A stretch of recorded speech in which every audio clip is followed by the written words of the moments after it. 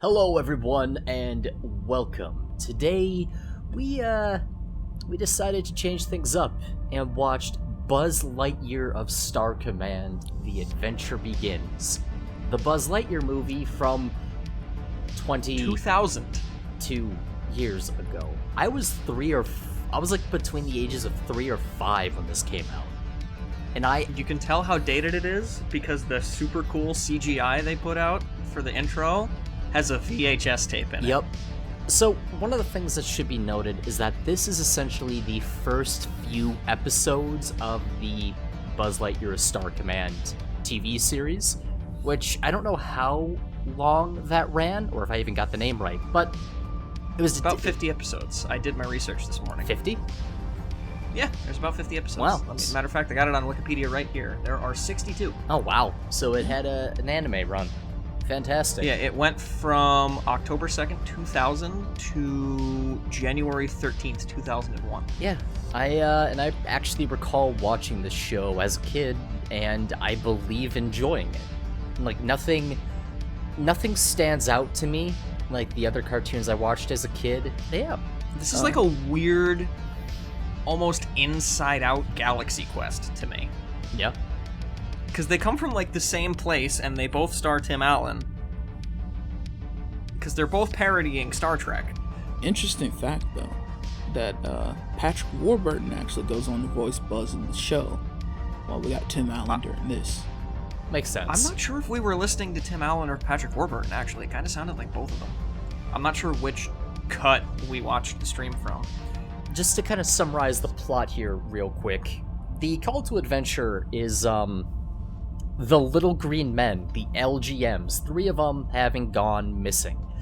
And Buzz and his partner, what was it, something Dark Matter? Warp Dark Matter, Warp who I was sad to find out wasn't voiced by Sean Schamal, but a guy who sounds like Sean Schamal. Yeah. Warp Dark Matter go off to go find them. And along the way, they realize, oh god, there are 3 little green men who have stowed away. And I gotta say, I love those little goons. I loved them in Toy Story when I was a kid, but they kind of shined. Claw. Yeah. We must save the lost ones. Or in this one, the Unimind.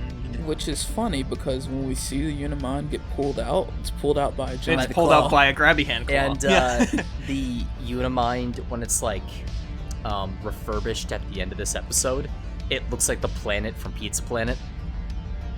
I think because it's supposed to be. Well, yeah, I'm just saying, like, I love that little detail. Yeah.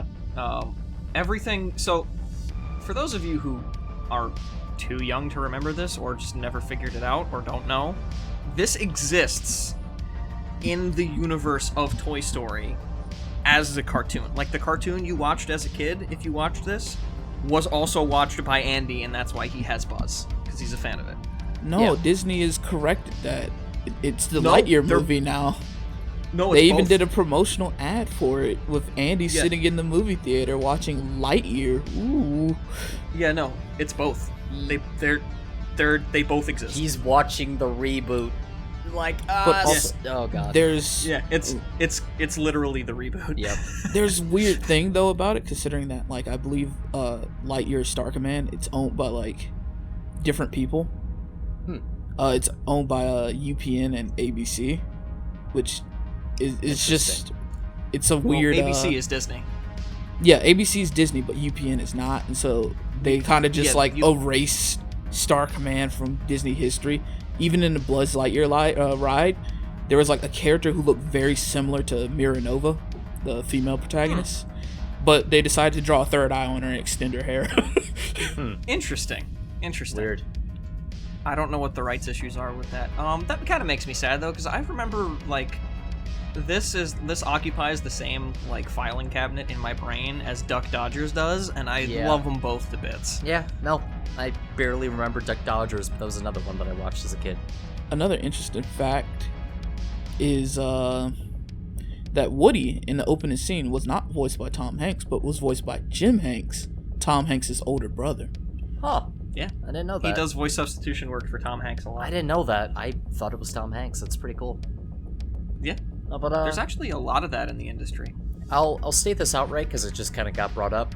I know nothing about and have not watched the Lightyear movie. I don't really care, but it coming into existence reminded me of this cartoon, and so here we are. I haven't seen it yet either. I plan on it, though. I hear it's actually not bad. Yeah. And Chris Evans is apparently really good. So, with the plot itself, as things kind of progress, we realize that the little green men have been captured by Zurg and are being tortured. And we also learn that the little green men are a hive mind. So, all the... Not exactly. Collective consciousness, whatever. Like, it... They're not one mind, they just all have, like, a network they tap into. Yeah. Because they clearly have individual personalities. That. Look, I'm summarizing, okay? Lick my eyeball. Look, man, there's different sci-fi tropes at play here. I'm trying to pick out the right one. But yeah, and, you know, it's played for laughs, it's played for yucks, but when you really break down, it's kind of horrifying. And you're just Zurg is a bastard in this movie 100%. Oh, he loves every minute of it. He's my favorite part. He loves every minute of it. Also, props to Emperor Zurg for not even considering the fact that he's torturing an entire species via mind link when he's doing it. Yeah. I think there might be a proximity thing. I don't know. No, because they sense their planet in peril from light years away later on. Oh, that's true. Every LGM in the galaxy was feeling them getting zapped, and he doesn't even give a shit. Yeah, the entire gist of the plot is Zurg trying to figure out how the little green men, like, world link works, and then exploiting it to turn the entire universe evil and under his control. That's our plot, and for the most part, he succeeds until the very end. Yep. During that's also it's not even under his control. He's literally copy pasting his mind into them so that everyone in the galaxy is Zurg, which is even funnier. Yep. I will mock you wherever you go. Yeah. Yeah. And then past that point, we have Buzz's partner die in an explosion, sacrificing himself for the good of the mission, which, well, he smiles evilly at the camera when he does it, and his name is Warp Dark Matter, and he looks like a villain. He even says that. Yeah. He's like, dude, my name's Dark Matter, come on. Yep. They lampshade it, they don't try to hide it, but I recall as a small kid that catching me off guard. Might have been your first introduction to that trope. Also, can I call attention to the Tremors worms that turned out to be Tremors worms biogenetically linked to Thwomp from Super Mario Brothers, and they just roll with it? It's like, great. Buzz is like, oh yeah, a mutant, whatever it is, crater worm, stone monster hybrid. I should have known. I'm like, what? Yeah. I don't remember this being this batshit this quick. Yep. And I love how, like, Buzz, like, just says it, and he's not surprised, which implies that he's run into multiple of these things before, or at least has read about it. Yep. I guarantee this is just one of Zurg's go-tos. He's just used to blowing him up. Or flattening it with a rock. Actually, Buzz is, like, weirdly self-aware in this too. Like, he never once does he not admit that he's a self-aggrandizing blowhard. He just leans all the way into it, and he's like, yeah, but I'm good at my job, so I'm gonna do it anyway. Yep. He has a lot of personality. It's cool. Oh yeah. And I guess the internal conflicts for the movie is after Warp is killed, he refuses to take a partner ever again. And I dug it. Because we've seen Buzz be arrogant and all that in the Toy Story movies. So this one, showing off a side of him that's more, I'm not gonna say human, but just, they're doing sort of the same thing as Toy Story from a different direction. And I dug it. Like, he doesn't want other people to be killed because of him, because he feels guilty for what happened. Which, yeah, he's still an arrogant jackass, but he's well-meaning. He's a heroic, arrogant jackass instead of someone who's been programmed to be heroic. Yeah, as he said, his brand is. He wrote half the bylaws. Yep. In the book. Yeah, he wrote half the rule book. Which I like to think that he was probably a founding member of Star Command. Yeah. And yet he still reports to the angry commissioner with the peg leg. I think his name is Nebula. Yeah, he's like Commander Nebula or something. He's the angry commissioner. Yeah, he even has the Jim Gordon mustache. And he does the impression too. Yep.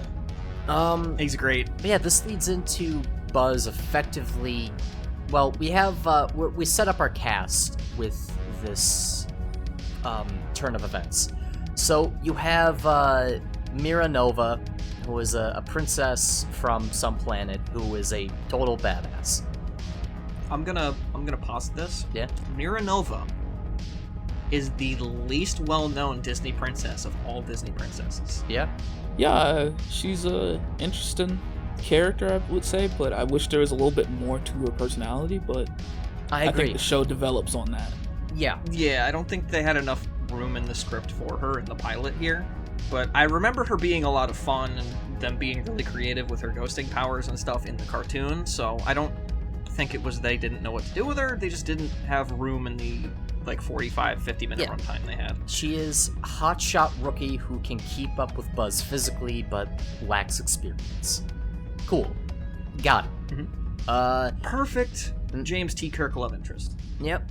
And then we have Janitor Man, who is a giant red alien who wants to become a part What's of his Star name? Command. Oh my god. Booster. Booster, right. He's the big guy. Yep. His dream is to become a part of Star Command. He's memorizing the handbook. He isn't the most physically adept, but he's trying his best. He's actually the strongest member of the team. He just doesn't figure that out until the last 10 minutes. Yep. And with that strength, he's also... I'd say I don't know what he is in the show, but I get the vibe that he's the more imaginative, ingenuitive one. Like, not necessarily the engineer or the smartest guy in the room, but the guy who fails the task successfully. Yeah, he's constantly half of failing the, upward. Yep. Yeah, he's one half of the comic relief in the cast. And the other comic relief is RX. XR. Oh gosh. The experimental ranger who is a robot. And I'm gonna be honest, I kind of liked him more before he exploded. I don't know what it is. Because you know what it was? He was funny without it being a bit. When he was yeah. Like he was a robot that didn't know any better, and he was learning. Yep, he was learning, and he was adapting. Like, oh, this is gonna be cute. That's cool. And then he explodes. And I will say that right before he explodes, Buzz going, XR, gun! You are. And he goes, XR pulls out all of the guns. all the guns. I like that. It was cute. And I'm like, and then, I can't wait for more humor like this. And then he explodes. I mean, I like him. I like him post rebuilding too, though. He's like a G-rated Norm Macdonald. I suppose, but it's not quite for me because we have the silly Billy humor from Booster. I think having doesn't really know any better robot trying to learn how to person, like a more comedic Data would have been fun. I like him as the kind of snarky mid-50s Alpha 5. It's different strokes for different folks in that regard. I think it works post-explosion because he gets to push Booster towards doing things. Because Booster's like, I want to be a good boy, and RX is like, well, let's go have fun, because this is boring as shit. Yeah, and that works too. It's... Also, can just shout out to all of the gizmos that the LGMs put in them when they rebuild them. Yep. Because they say they can put him back together right away. And I'm like, okay, cool, so he's effectively immortal. And then their mind link gets turned off, and they have no idea what they're doing. And they put, like, a rubber ducky in them. Raft. I think there's a boombox in there. A tennis like racket. A whole one. And somehow it works. And my favorite... He's almost human with so many character flaws. And my favorite joke during that segment is Buzz and the Commissioner going, "What are you doing?" And the little guy's going, "We don't know." Which... I love it. I especially love every minute with them on screen is gold. I love the little green men. I love the first scene where like they're showing off that he can be destroyed, and like they like utterly wreck him, flatten him, and then like one comes up in a mech, steps on him several times, and then walks away, and then comes back and steps on him again, and then steps on the army mist just to be thorough. And what's rad about that is Buzz goes along with taking him with, because like, a partner that can't die. I can live with that. And then he explodes, and then the world mind thing happens, and he dies. It's funny. Yeah. I will say that during that segment, that's where I realized that the little green men are kind of prototype minions, but they're infinitely better. Yep. I love those little guys. Speaking of little guys, can we talk about the brains in jars? Because I love Zurg's brains in jars. I also love his little termite things. Oh yeah, you know who voices them? Who? Frank Welker. What does he do? Megatron. Oh, Nibbler. what the hell? That Frank Welker. What the hell? Yes. You know who voices the little green man? Oh, Patrick Warburton. Patrick Warburton. Yeah. Oh my god. Buzz is talking to himself the whole time. That's good. I just love that opening scene where you see the brains in jars working on the thing, and they're like, oh god, we failed. What do we tell him? He's not gonna like this. I don't know, you ask him. Hey, did you guys find out anything? Nope. Oh, he's not gonna like this. And then they finally get used to it not being Zurg, and he comes back with the little termite in his hand. He's like, he didn't like it. And I think what really makes that joke like sell is they don't do the gag 3 times. Because I think Zurg appears on the 4th. It's like the 4th or 5th. Like they really lean into it to the point where you know he's not gonna be there, and then he shows up. Yep. I actually laughed aloud at that one. Yeah. It's good. Also, the scene where Zurg is working on Agent Zed, and he's just like, ooh, it's so evil. Has a tinge of lingonberry. The only way you could have had Zurg be more deliciously evil is if you had Tim Curry voicing him. Yeah. Which, huge missed opportunity, by the way. Yeah. He was too busy fleeing from the capitalists. It's fine. Space! Oh god. But, yeah. That was around the same time, wasn't it? Yep.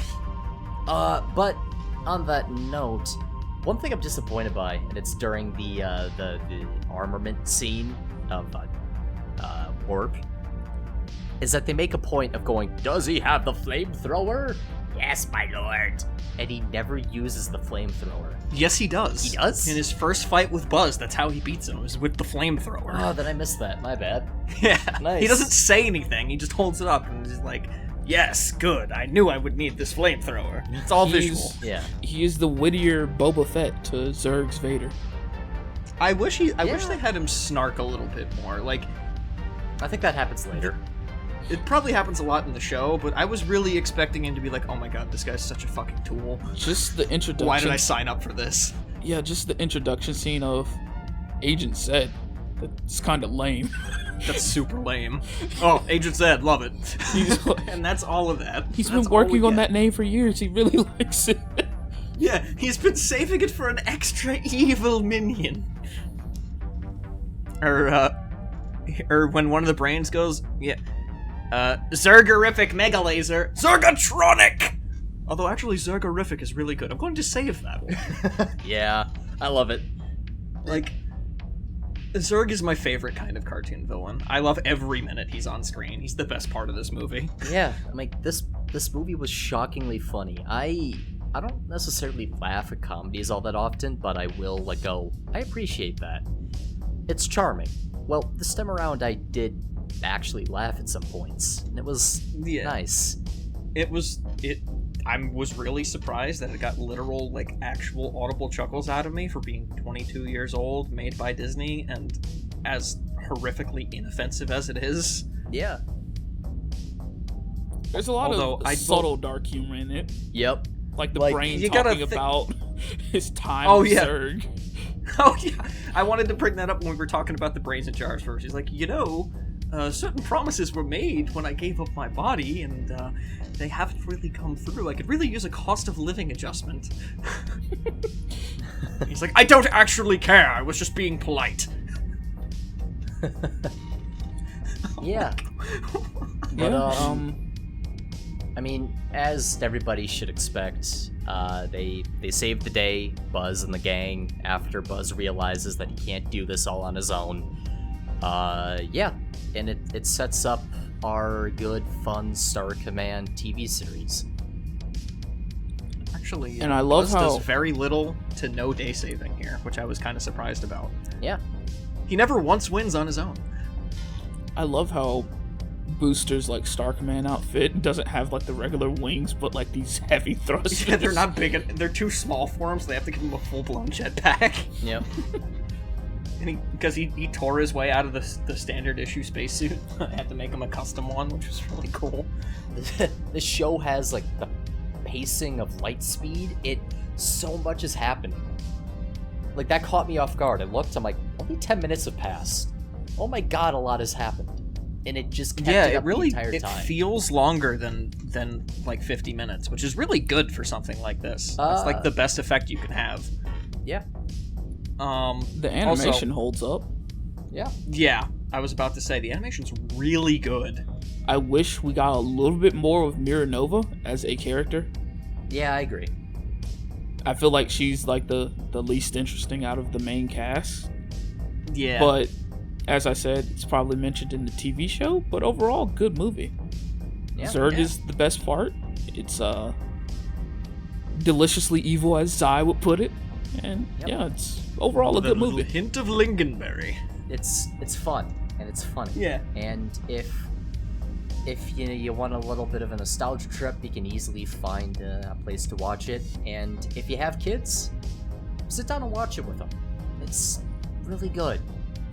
Don't show your kids before they go watch Lightyear, because then they'll be disappointed that no one returns. But as a kid who was sort of roped into being a big science fiction fan by this myself, I was, it was 2000, so I would have seen Toy Story when I was 4, maybe 5, and Buzz was my favorite character, and I remember being really hyped about this and renting the VHS. It's a really good way to just sort of ease your young ones into some fun pulp sci-fi. Do what I did. Go from this to Next Generation and then let them branch out. And William Shatner is actually in the end chorus of the song in the ending title. Is he really? Yes. Wow. Wait, like they had him show up, or like he's mentioned? He's singing in the chorus. Are you serious? Yeah. Wow, I think we both missed that. That's cool. That's really cool. But, yeah, now all that we have left to do is just give a big old thank you to the patrons. So, thank you Lara Kia, Columbi, Black Acre, Padden, Super Atomic Gun Boy, I love that name, Striker, Shockfist, Ken, Kyle Commissar, and Dan. I appreciate it all greatly, guys. It helps. Yeah. Hey, Boo. What's up? Can we sign off with the catchphrase today? Yeah. So I've been Boo. With me has been Dingle and Zai. I hope you all had a good time. And I hope your life takes you to infinity and beyond. Alright guys, see ya.